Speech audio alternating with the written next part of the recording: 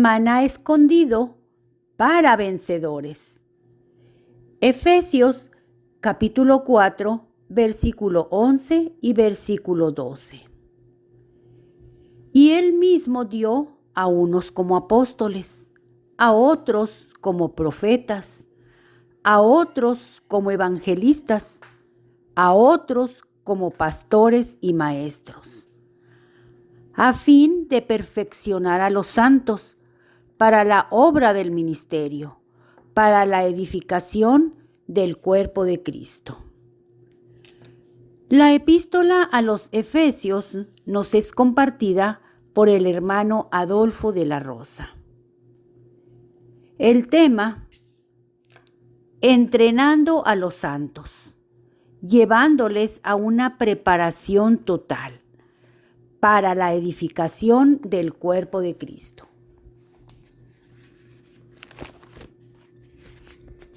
Sí, hermanos. Mire, estamos hablando del poder de Dios. ¿Sí? Estamos hablando, vamos a decirlo así, en Efesios capítulo 1, versículo 19. 19, ¿verdad? Y podríamos decir que es hasta el 23. Digo, para considerar todo este pasaje junto. Desde el versículo 15 realmente.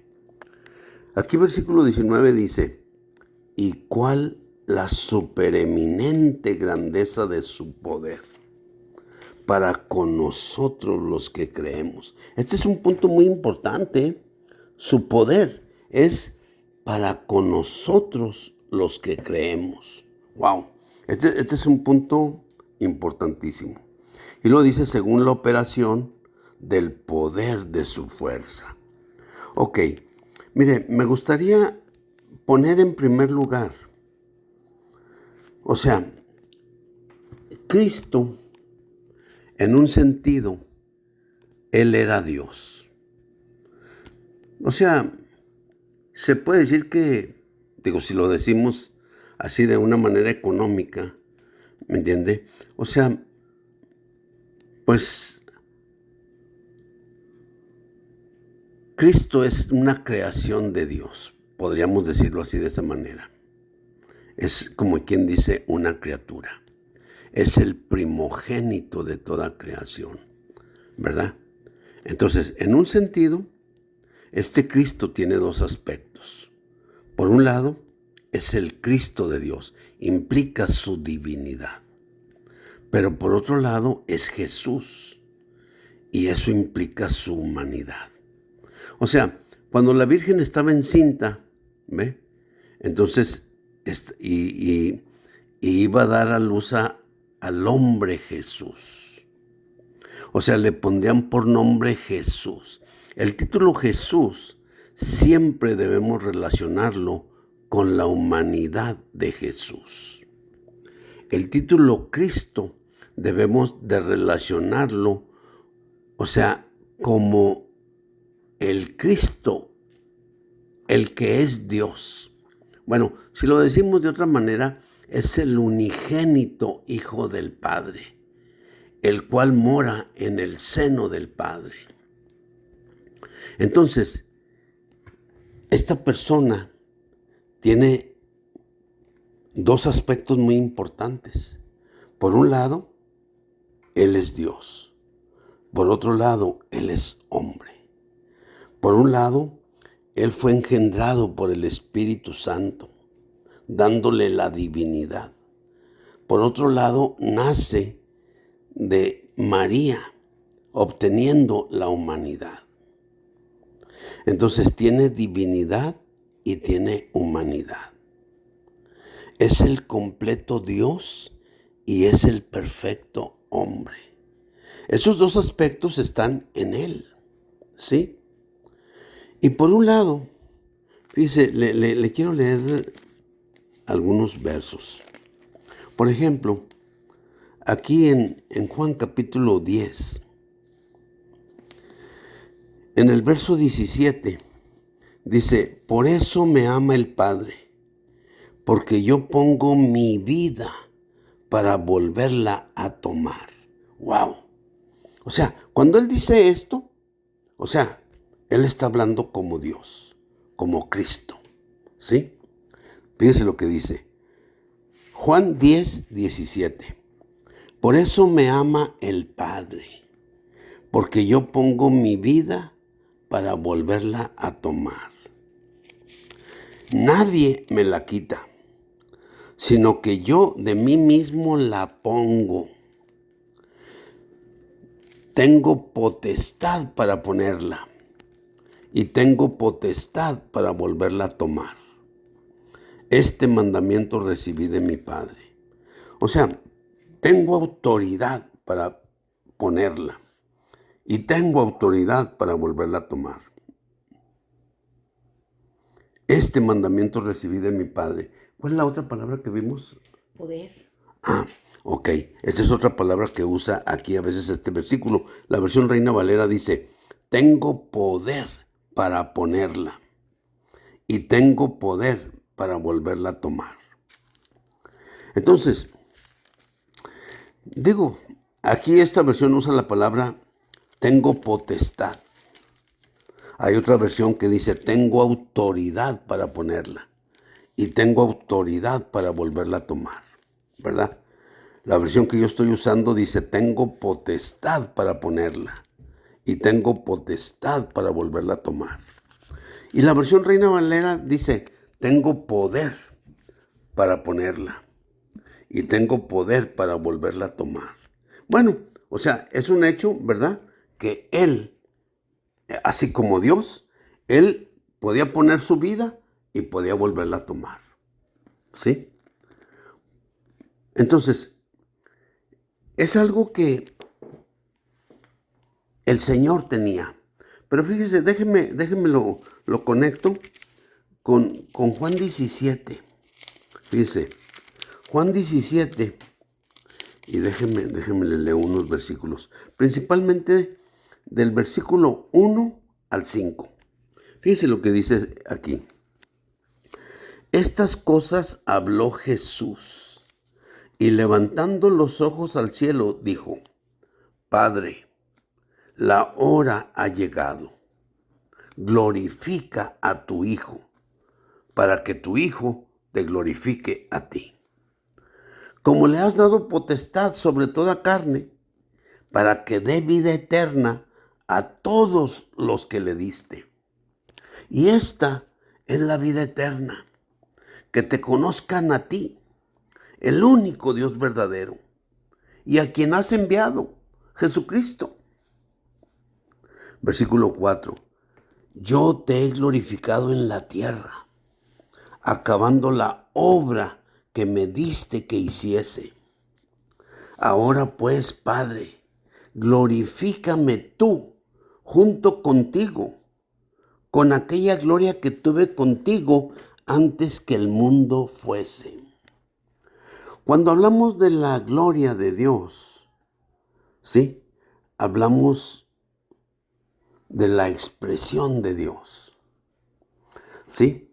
Mire, el hombre, en Génesis 3, el hombre cayó, el hombre pecó, el hombre desobedeció, el hombre comió del árbol de la ciencia del bien y del mal. Dios le dio un mandamiento en Génesis capítulo 2, en el versículo 17, Dios le dio este único mandamiento. O sea, no comerás del árbol de la ciencia del bien y del mal, porque el día que comieres de él, ciertamente morirás. En Génesis capítulo 3 viene la desobediencia del hombre, y el hombre come del árbol de la ciencia del bien y del mal. Al final de capítulo 3, ¿me entiende? En el versículo, se me hace que es Génesis 3:24. Entonces es el último versículo de capítulo 3. Pero entonces ahí muestra que Dios cierra el camino al árbol de la vida. Y pone 2 querubines con espadas encendidas. ¿Sí? Entonces, ¿qué quiere decir esto? esto está mostrando realmente de que el hombre cayó de Dios. O sea, primeramente, ¿verdad? El hombre cayó de Dios. Pero los querubines tipifican la gloria de Dios. Indica que el hombre cayó de la gloria de Dios. Que tengan espadas implica, o sea, las espadas tipifican la justicia de Dios. Entonces implica que el hombre cayó de la justicia de Dios. Y número 3, o sea, espadas llameantes o encendidas que tipifican la santidad de Dios. Entonces el hombre cayó de la santidad de Dios. 3 cosas muy importantes. El hombre, si lo decimos de una manera que lo encierra todo, el hombre cayó de Dios, ¿sí? Pero número 1, cayó de su gloria. Número 2, cayó de su justicia. Número 3, cayó de su santidad. Esas 3 cosas, ¿verdad?, están mostradas en Génesis 3:24. Génesis capítulo 3 habla de la caída del hombre. Al final, ¿verdad?, están esos querubines guardando el camino al árbol de la vida. No fuera que el hombre extendiera su mano y tomara del árbol de la vida y comiera y viviera para siempre. Entonces, quiero decir esto, hermanos, porque es lo mismo que está pasando con Jesús. Fíjese lo que dice Jesús. Dice, estamos en Juan 17, versículo 1. Estas cosas habló Jesús y levantando los ojos al cielo dijo, Padre, la hora ha llegado, glorifica a tu Hijo. Entonces, glorifica a tu Hijo para que tu Hijo te glorifique a ti. Y luego después en el verso 4, yo te he glorificado. Y luego en el verso 5, ahora pues, Padre, glorifícame tú junto contigo, con aquella gloria que tuve contigo antes que el mundo fuese. Es decir, el estado de glorificación o un estado glorificado, ¿ve? Es un estado, eso es lo que yo alcanzo a ver, ¿me explico? Donde no hay límite de tiempo ni de espacio. Eso es lo que, por ejemplo, en Juan 21, 22, ¿verdad? Juan 21 muestra, es todo un relato sobre el día de la resurrección del Señor. El Evangelio de Juan, capítulo 21. Pero en el verso 22, el mismo día de la resurrección en la noche, el Señor Jesús fue al aposento alto donde estaban encerrados los discípulos. Y luego la verdad es que ellos estaban bien atrancados, las puertas estaban bien cerradas, porque estaban temerosos de que los judíos fueran a querer matarlos. Pues ya habían matado a su Señor, nada les costaba haber ido y matarlos a ellos también. Entonces quiero que vea el asunto. Y entonces, el Señor de repente, entra ahí en el aposento, ve, y se para en medio de ellos. No se dice que haya entrado por la puerta, ni se dice que, ni muestra que entró por la pared o por el techo. Simple y sencillamente entró y se paró en medio de ellos. Y les dijo, recibid el Espíritu Santo. Y luego les dijo, y luego sopló en ellos. Y ellos recibieron el Espíritu Santo. ¿Qué quiero decir? Este proceso que pasó Jesús, en realidad, hermanos, es el mismo proceso que estamos aquí pasando nosotros.